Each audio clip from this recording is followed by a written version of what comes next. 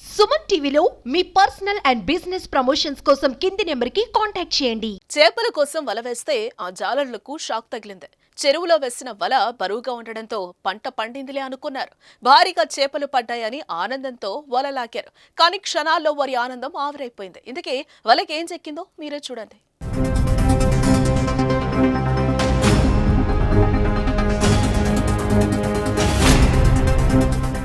మహబూబాబాద్ జిల్లా నర్సంపేటలోని మాదన్నపేటలో జాలర్లకు ఊహించని అనుభవం ఎదురైంది.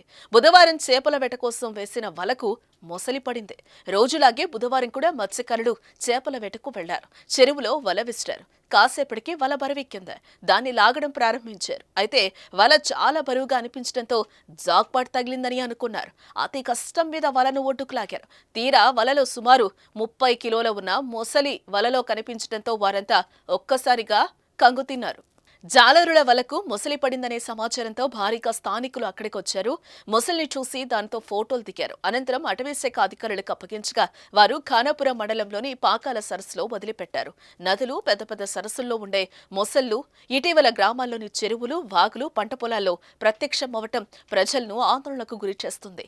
ఎక్కడి నుంచి వస్తున్నాయో తెలియక ఆశ్చర్యపోతున్నారు ప్రజలు. నిన్న సాయంత్రం సుమారు 6 గంటల సమయానికి ఒక మాదనపేట చెరువులో ఒక ముసలి దొరికిందని ఊరు వాళ్ళు సమాచారం ఇచ్చారు. వెంటనే మా బీట్ ఆఫీసర్ వెంకన్న అక్కడికి వెళ్ళారు. అక్కడికి వెళ్ళేసరికి ఒక ముసలి ఉన్నది. దాన్ని వెంటనే రెస్క్యూ చేసి మా జీప్లోనే దాని పాకాల వరకు తీసుకెళ్ళాము. తీసుకువెళ్ళి ఆ పాకాలలో వదిలేసాము. యాక్చువల్గా మాదన్నపేట చెరువులలో అదొకటే ముసలి ఉందని మాకు సమాచారం. అక్కడ అది యాక్చువల్గా అయితే చేపల చెరువు. సో ఈ పాకాలు అనేది ఆ ఫారెస్ట్ లోపల ఉండే చెరువు. సో దాన్ని అక్కడి నుంచి రక్షించి దీన్ని మళ్ళీ ఫారెస్ట్ లోపల వదిలిపెట్టడం జరిగింది. లేవండి, అది ఒక ముసలి ఉన్నట్టు ఊరు వాళ్ళు చెప్పారు. గత 2-3 సంవత్సరాల నుంచి ఒక ముసలి తిరుగుతుందని ఊరు వాళ్ళు అంటున్నారు. కానీ అది నిన్న దొరికింది. Ravikiran, forest range officer, Narsampet.